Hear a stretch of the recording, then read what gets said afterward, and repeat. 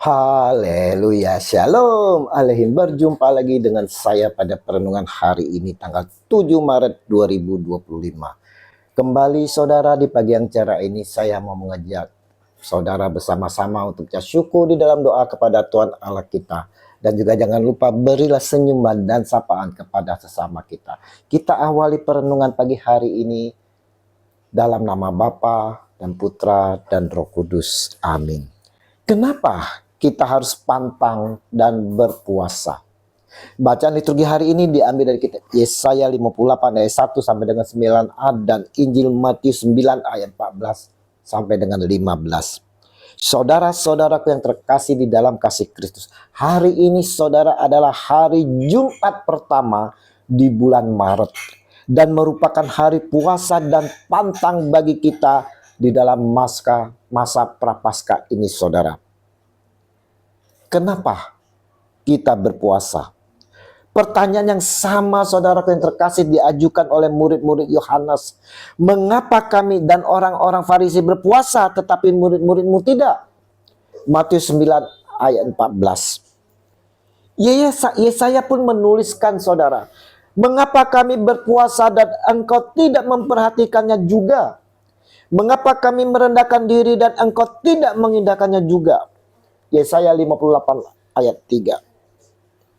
Sangat jelas disampaikan oleh Yesus melalui Injil hari ini saudara.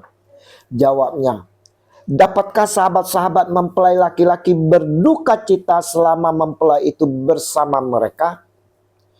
Tetapi waktunya akan datang mempelai itu diambil dari mereka dan pada waktu itulah mereka akan berpuasa. Matius 9 ayat 15. Saudaraku yang terkasih, Yesus mengajarkan bahwa puasa tidak harus didasarkan pada tradisi atau kebiasaan-kebiasaan yang ada saudara, tetapi didasarkan pada kerendahan hati, kebenaran, dan keadilan. Yesus juga mengajarkan bahwa puasa harus didasarkan pada ketergantungan diri kita kepada Allah. Seperti kita ketahui bahwa Yesus sendiri berpuasa selama 40 hari dan 40 malam di gurun Yudea setelah dibaptis. Puasa Yesus dilakukan sebagai persiapan menghadapi godaan dan untuk menyerahkan diri sepenuhnya kepada kehendak Bapa. Saudaraku yang terkasih, di sini Yesus memperingatkan orang-orang Kristen saudara agar tidak berpuasa untuk tidak terlihat suci. Sekali lagi saya ulang saudara. Di sini Yesus memperingatkan orang-orang pengikutnya, orang-orang Kristen agar tidak berpuasa untuk terlihat suci di hadapan orang lain. Yesus mengajarkan bahwa mengikuti kehendak kudus Allah memberi kepuasan yang lebih besar daripada urusan makan. Juga Yesus mengajarkan kepada kita semua bahwa puasa harus membawa orang yang berpuasa untuk menyadari bahwa dirinya membutuhkan Allah. Puasa harus membawa orang yang berpuasa untuk semakin mengasihi Allah dan mengasihi sesama. Untuk apa kita berpuasa dan pantang? Agar terlihat orangkah? Dinilai suci? Inilah sabda Allah melalui Yesaya. Sesungguhnya pada hari puasamu engkau masih tetap mengurus urusanmu dan kamu mendesak-desak semua burumu. Kita berpuasa saudara masih mengurus hal-hal duniawi, bukannya hal-hal surgawi. Dalam berpuasa mata kita saudara masih melutoti orang-orang lain. Bibir kita masih mencerca, menghakimi, menuduh, memfitnah, mengutuk orang lain. Hati kita masih menjadi tong sampah, menyimpan segala kebencian, sakit hati, iri hati, dan dendam. Inikah yang dimaksud berpuasa? Yesaya kembali menulis, sungguh-sungguh inikah berpuasa yang kukehendaki dan mengadakan hari merendahkan diri? Jika engkau menundukkan kepala seperti gelagat dan membentangkan kain karung dan abu sebagai lapik tidur? Sungguh-sungguh itukah yang kau sebutkan berpuasa? Mengadakan hari yang berkenan pada Tuhan? Yesaya 58 ayat 5. Kata Tuhan Allah melalui Yesaya, bukan, berpuasa yang kukehendaki ialah supaya engkau membuka belenggu-belenggu kelaliman dan melepaskan tali-tali kuk, supaya engkau memerdekakan orang yang teraniaya dan mematahkan setiap kuk. Yesaya 58 ayat 6.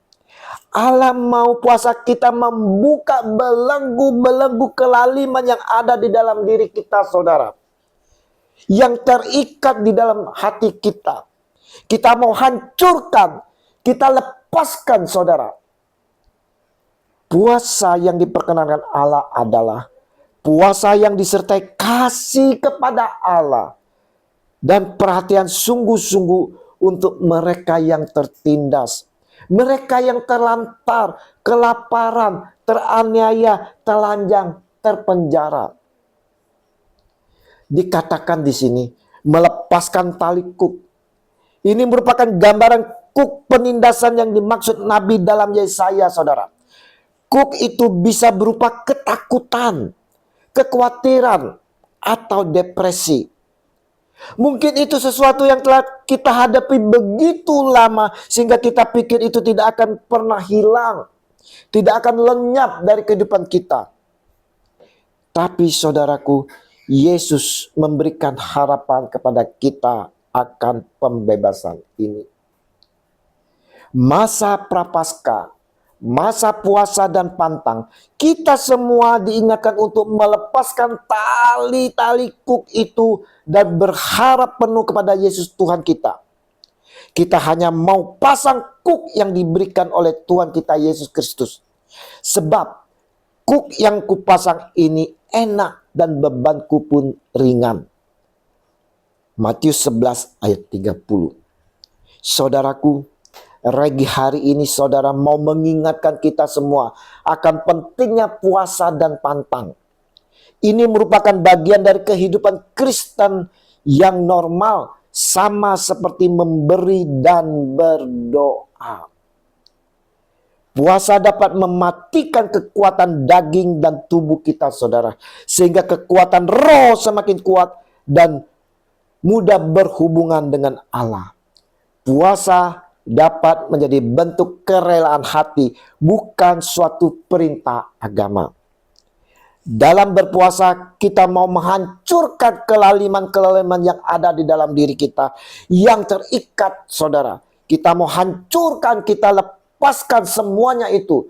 Baik itu kelaliman dari iri hati, sakit hati, dendam, saudara. Dengan berpuasa disertai kasih kepada Allah, dapat kita memperhatikan sungguh-sungguh untuk mereka yang tertindas. Mereka yang terlantar, kelaparan, teraniaya, telanjang, terpenjara. Dengan berpuasa dan pantang ini pula, saudara, kita mau membersihkan hati kita dari kebencian, iri hati, dendam. Dengan mau mengasihi dan mengampuni. Karena menyadari dalam puasa dan pantang, kita mengakui dosa-dosa kita dan percaya Allah yang Maha Pengasih akan mengampuni kita. Maka kita pun selayaknya mau juga mengampuni sesama kita, mereka yang telah menyakiti kita. Mari saudara-saudaraku yang terkasih di dalam kasih Kristus, kita ambil kesempatan waktu masa prapaskah ini, saudara, untuk memeriksa batin kita dengan berpuasa dan pantang, menyadari akan keberdosaan kita, dan mau mengakui di hadapan Allah dan mohon belas kasih-Nya di dalam nama Yesus Tuhan kita untuk pengampunan. Dan biarlah pengampunan yang kita terima, boleh juga kita dapat mengampuni sesama kita yang telah menyakiti kita. Kasih Tuhan Yesus yang besar telah mengampuni kita orang berdosa ini. Terpujilah Yesus Kristus selama-lamanya. Amin. Dalam nama Bapa dan Putra dan Roh Kudus. Amin. Shalom Aleihim.